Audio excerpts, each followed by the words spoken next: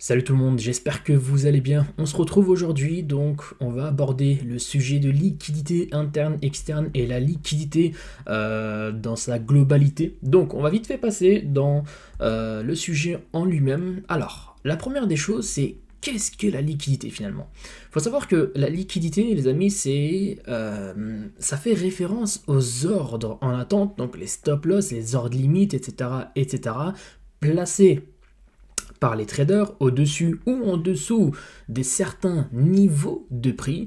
Et ces ordres, en vérité, c'est là que ça représente les pools de liquidité.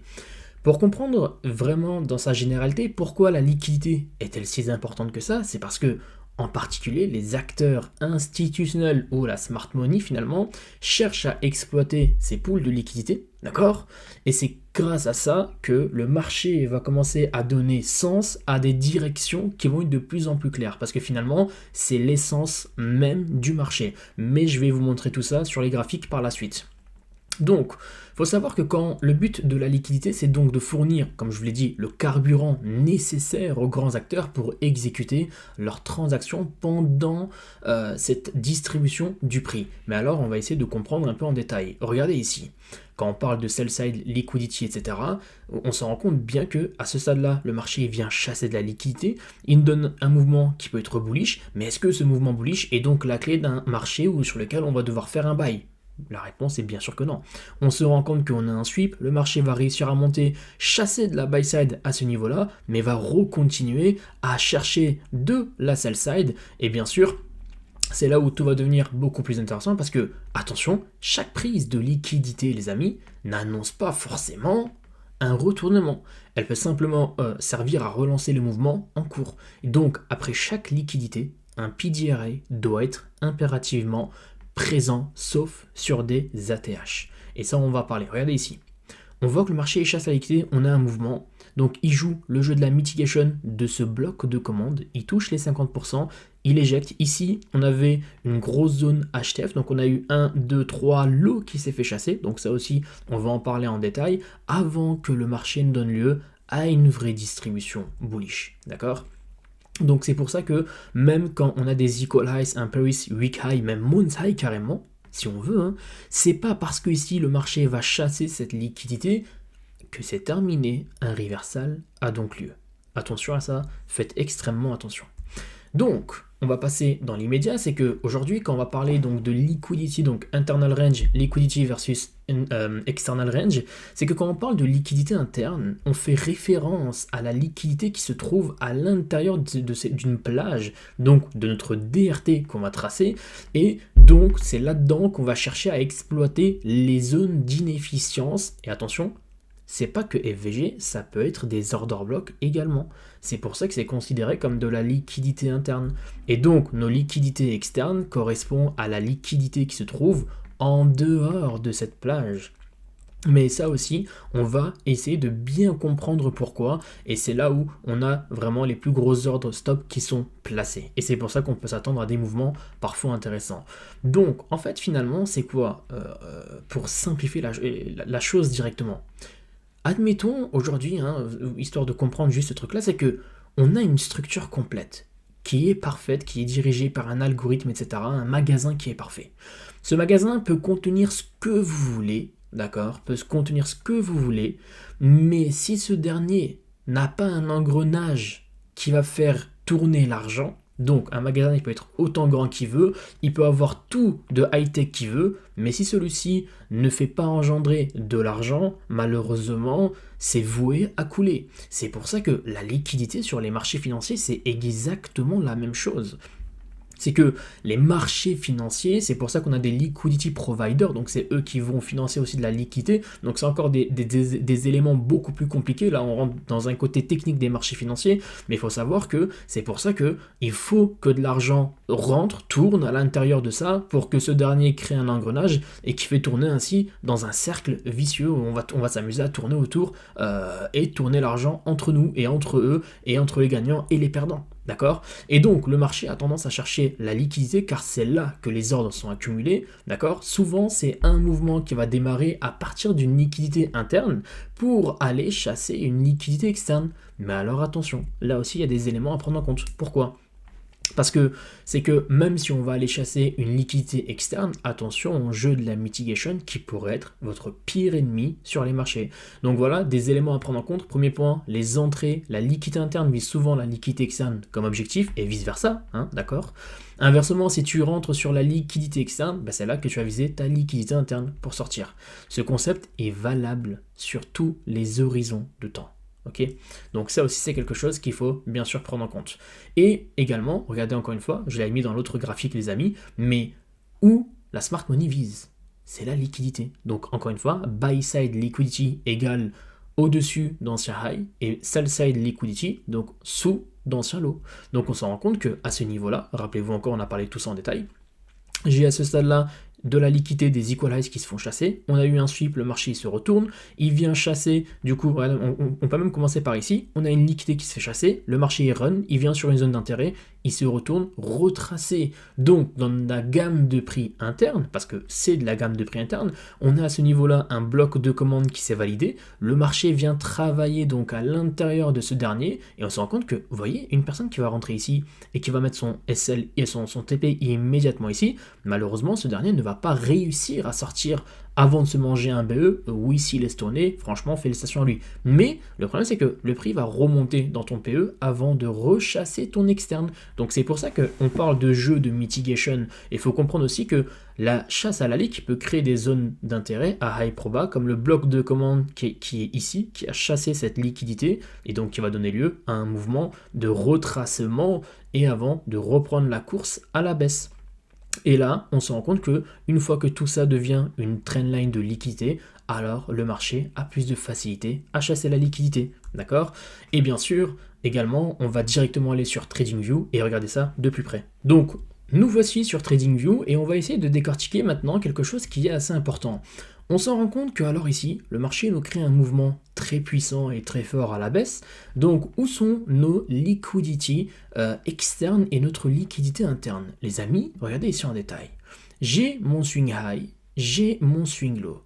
Donc ici, mon DR low, d'accord? Et alors, à ce stade-là, ça devient donc indirectement, les amis, mon quoi? Mon external range liquidity. Donc c'est ici où j'ai mon ERL qui va être assez intéressant. Et si moi j'ai envie de chasser cette ERL, où est mon IRL du coup, mon internal range liquidity? Elle est dans toute cette gamme de prix. Pas forcément la FVG, mais la FVG peut être également l'élément numéro 1 à laquelle on va faire référence. J'ai mon IRI, donc inefficiency entre parenthèses, hein, d'accord? Donc mon IRL qui est à ce niveau-là, et on se rend compte que j'ai ma gamme de prix, donc le DRT aussi, c'est la base de votre trading. Donc pourquoi ici le marché il peut chasser, et monter dans cette gamme de prix et vérifier cette réactivité pour se dire ok je peux alors sell le marché. Parce que regardez, là j'ai une autre gamme de prix external range, le marché s'est arrêté devant. Il est venu créer ce qu'on appelle un échec. Donc, attention, je ferai un cours dédié sur ça, mais ici on a ce qu'on appelle donc un failure swing qui s'est mis en place. Donc ce failure swing, les amis, va nous servir à comprendre qu'on crée des equal lows. Le marché va chercher du carburant par rapport à ça. Et quand on va essayer de comprendre tout ça en détail, vous allez voir par vous-même que vraiment ça va devenir quelque chose de plus simple. Donc on va essayer d'avancer quelques bougies. Regardez ici la réactivité. On laisse le marché. Ok, on voit qu'on a un bloc de commande à ce niveau-là. D'accord? Ce bloc de commande, quand je regarde de plus près, ce dernier vient chasser en interne de la buy side major. Hop, attention, pas breaker block, mais de la buy side major car c'est un Asia high. J'ai ici un breaker block qui est également présent, qui est lié aussi à la fois à un CISD. Donc attention, on a les deux qui sont en même temps, breaker block et order block. On va faire une vidéo par rapport à ça aussi les amis. Et que si maintenant j'étends ma gamme de DRT à l'intérieur, d'accord, on est passé au-dessus des 50%, et là maintenant je mets ma gamme de prix à l'intérieur de cette fair value gap, et on va la mettre en rouge parce que c'est un CB, d'accord, et regardez maintenant en détail. Le marché vient de rejeter parfaitement les 25. Ok, on a déjà mitigué cette FVG, ce qui la rend faible. Est-ce que maintenant on peut aller chercher l'ERL? Est-ce qu'il y a une zone ou un CISD ou quelque chose qui a été mis en place qui va poser problème? Essentiellement, non. Donc on va chercher à rentrer à l'ouverture. Bien sûr que, attention, il y aura des jeux de mitigation par rapport à ça. Ça, c'est sûr et certain. Quand on va passer en M15, en M5, on aurait des zones. Parce que regardez ici, le prix va où? Il repasse en dessous des 0,75 du DIP, de la FVG. Pour aller repasser au-dessus des 0,5, on a la signature initiale que le marché va chasser. Ici, le RL. Donc voilà, alors c'est bien sûr des détails, on va continuer le prochain call, on va continuer external, internal range liquidity sur ça, donc ça c'est le premier call par rapport à ça, et la semaine prochaine ou durant cette semaine-là, je vais également publier la deuxième vidéo sur ça. Prenez soin de vous, c'était FH, en tout cas n'hésitez pas à vous abonner, à liker, et surtout de chercher à bien comprendre tous ces éléments que je vous mets ici. Et maintenant place aux vidéos sur donc l'annonce économique et l'Open NQ que j'ai fait aujourd'hui à la fois. Prenez soin de vous, c'était FH, à tout de suite. Salut tout le monde, j'espère que vous allez bien. On se retrouve aujourd'hui donc pour l'Open de l'US 100. On va essayer d'expliquer potentiellement ce qui va se passer dans cet Open. Alors pour commencer, on voit que à ce stade-là, nous avons une liquidité majeure sur laquelle le prix pourrait aller la chasser.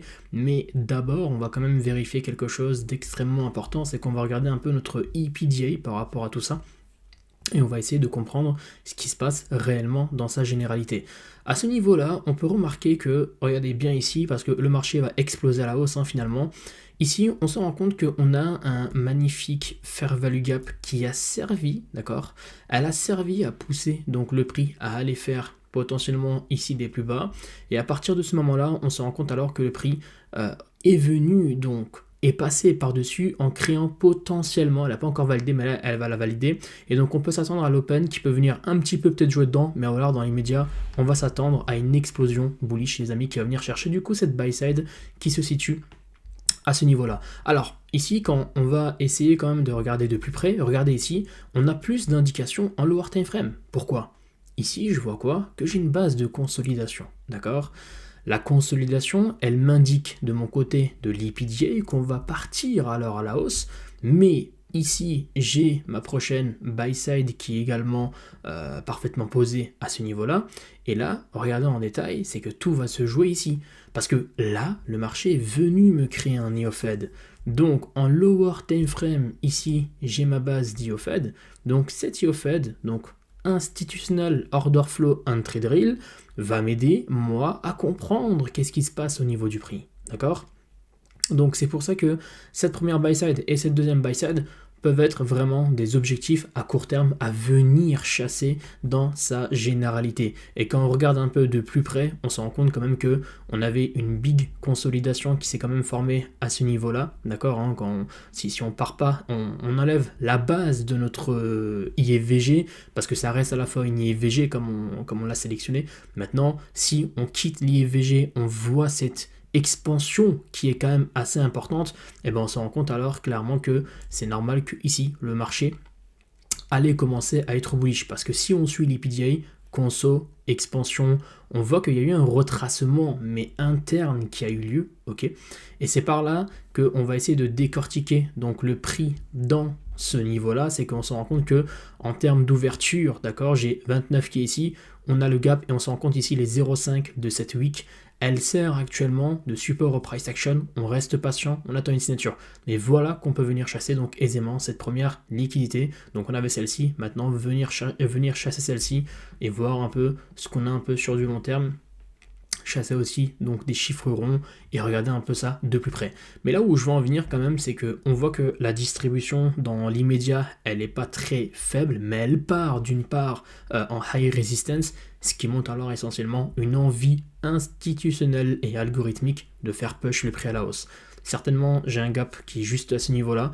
C'est vrai que ça pourrait être quelque chose d'extrêmement intéressant à revenir plus tard, mais en tout cas, ce qui est sûr, c'est que là, le marché il est parti et il part. Donc j'ai écrit bag, mais on va plutôt mettre hop un gap à ce niveau-là, ça va être beaucoup plus intéressant et on pourra surveiller chaque niveau de cette week, chaque niveau de cette week.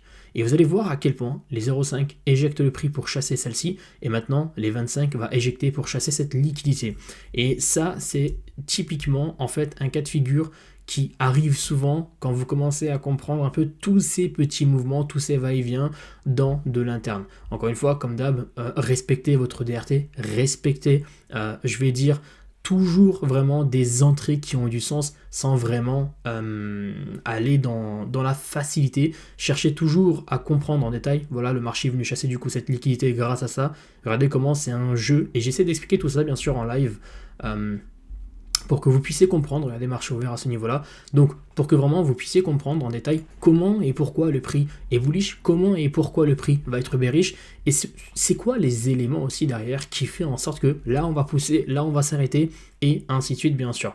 Le seul truc c'est que voilà, il faut chercher encore une fois à comprendre chaque élément et chaque détail, c'est pour ça que ici, cette zone de grosse consolidation nous indique une expansion, cette expansion qui est là, le marché est consolide, à surveiller de près, bien sûr, ce qui pourrait se passer après dans ces niveaux-là. Parce que si on regarde dans concept, entre parenthèses, on est peut-être en train de créer un market maker sell model potentiellement aussi. Mais alors attention, on reste patient pour valider ce genre d'éléments. On atteint quand même des signatures avant de dire quoi que ce soit. D'accord? Donc c'était FH, on se dit à très vite. Prenez soin de vous. Ciao, ciao. J'espère que vous allez bien. On se retrouve à la suite donc du coup de l'annonce économique qu'on a aujourd'hui. Alors, on va s'attendre à un mouvement qui va être quand même assez intéressant potentiellement. On va essayer de regarder ce qui s'est passé et donner lieu à un mouvement. On se rend compte que ici aussi, les amis, quand on va regarder un peu de plus près, alors ça c'est une weekly DRT avancée, alors je vous dirai la direction dans les médias.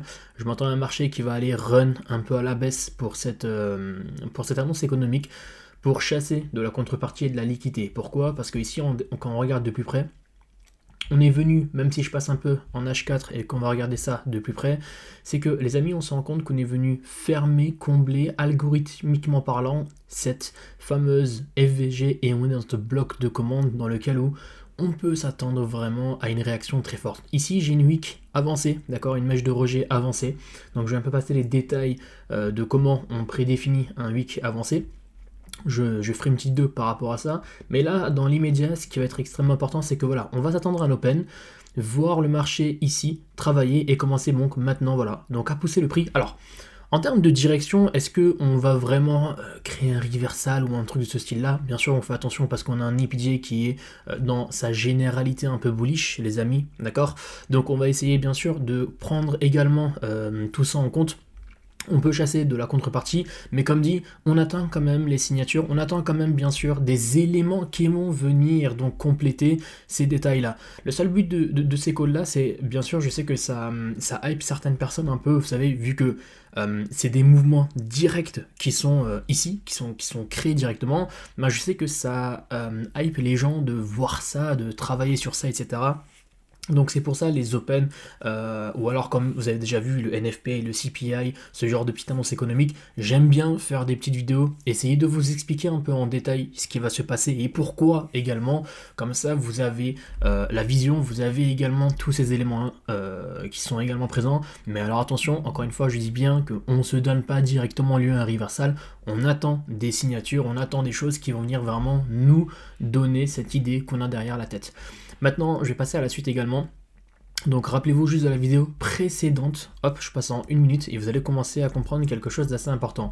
Rappelez-vous que ici, juste dans la vidéo précédente, vous avez vu que j'ai parlé donc d'un marché qui pouvait venir chasser cette buy side, mais qu'est-ce qui s'est passé? Regardez ici, on a eu un échec qui s'est mis en place, on a eu un sweep à ce stade-là, et là on est parti sur un échec. Bien sûr, quand on va regarder donc avec notre fameuse paire à ce niveau-là, on se rend compte que lui aussi n'a pas réussi à faire un plus haut, d'accord?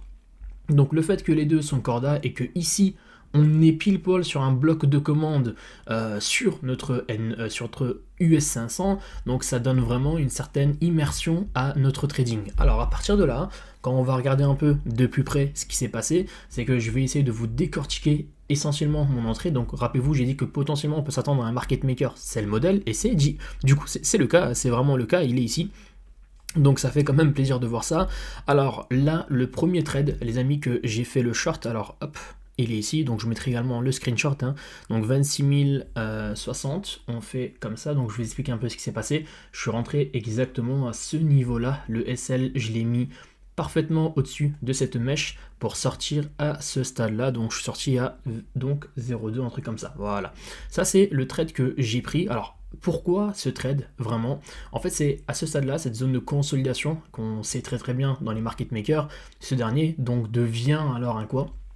devient donc un inverted et c'est eux qui vont servir à s'appuyer sur le price action pour aller faire un plus bas. Effectivement les amis, le marché pouvait très facilement remonter, donc je pouvais très bien manger un petit SL peut-être là-dedans, mais en fait la distribution qu'on a eue, et quand j'ai vu cette bougie qui s'est mise en place, d'accord, là essayez de bien comprendre ce détail là où j'ai eu cette distribution, quand j'ai vu que cette bougie elle est partie très très forte, donc c'est pour ça que j'ai décidé de rentrer sur le marché. Et regardez un peu en détail, c'est ça aussi qui va être extrêmement important, c'est que cette FVG qui est donc à IOFED, les amis, d'accord, donc c'est ça aussi qui va jouer un rôle important. Cette FVG qui est à IOFED, on s'en rend compte qu'elle se fait casser elle aussi, donc durant la distribution, c'est vraiment ça qui m'a donné ce côté, on va dire, d'être plutôt à l'aise dans mon sell. Donc voilà, donc encore une fois, vous vous en doutez que, regardez, j'avais comme intention de venir chasser cette liquidité. Deuxième point, c'est que j'ai parlé que ici, notre distribution, elle n'était pas vraiment à high probability. Et deuxième point, c'est que on n'a eu aucune signature malheureusement qui nous indiquait que potentiellement un buy était probable. Du coup, ici, on a typiquement un cas de figure que je vais évoquer par la suite. Donc ici, on est sur vraiment un bon cas de figure où, hop, on va le notifier, c'est que on est sur un espèce de failure swing qui s'est mis en place, d'accord. On est sur un magnifique failure swing qui va donc nous aider à mieux comprendre le price action et comprendre pourquoi ici, on pouvait donc s'attendre à un marché qui allait être baissier. Et deuxième élément qui va être, je pense aussi important également à prendre en compte, c'est que, voilà, on se rend compte que ici, cette mèche, il s'est appuyé ici à chasser ce high là, lui il s'appuie ici, il chasse le high là, je voulais voir le marché venir chasser cette liquidité et vérifier qu'est-ce qui allait se passer, mais le fait que le marché n'arrive pas à chasser cette liquidité, donc nous donne lieu à une distribution, donc cette signature qu'on a ici, ok, cette signature qu'on a ici, et cette deuxième signature donne toute cette intention algorithmique où le scénario est invalidé pour venir chasser la leak. Cet échec qui se met en place nous indique alors que c'est terminé. Le marché va reprendre la course potentiellement à la baisse et c'est ce qui se passe. Et d'ailleurs j'ai fait un deuxième sell qui est actuellement en cours, on va attendre qu'il va faire un gentil TP. Donc je suis rentré à 26 006 essentiellement, j'ai attendu une certaine signature, donc je suis rentré à peu près à ce niveau là. SL, je l'ai gardé au niveau de ce breaker et celui-ci, je le laisse également courir histoire de faire un magnifique 2R. Donc et lui, je vais le laisser en live histoire qu'il va faire son deuxième R. C'est parce que aussi, rappelez-vous, cette IFVG, pareil, elle a servi à rien du tout. On repasse en dessous, donc l'algorithme va s'en servir pour aller pousser le prix à aller faire des plus bas. Donc là, je me laisse sortir à 25 946. D'accord, ça serait essentiellement donc mon TP initial que j'aurai à ce niveau-là. Donc je vais laisser tourner le graphique ainsi. Donc j'espère que ces deux vidéos avec l'open et donc les trades que je prends sur NQ aussi en live vont vous plaire et vont surtout vous ouvrir. Bon, il commence à accélérer le petit filou. Donc vont certainement vous servir à mieux comprendre un peu pourquoi j'ai des entrées parfois qui sont faites. Alors bien sûr, on va essayer de décortiquer tout ça avec le temps. Mais voilà, c'était FH. Prenez soin de vous et surtout, on se dit à très vite. Ciao, ciao.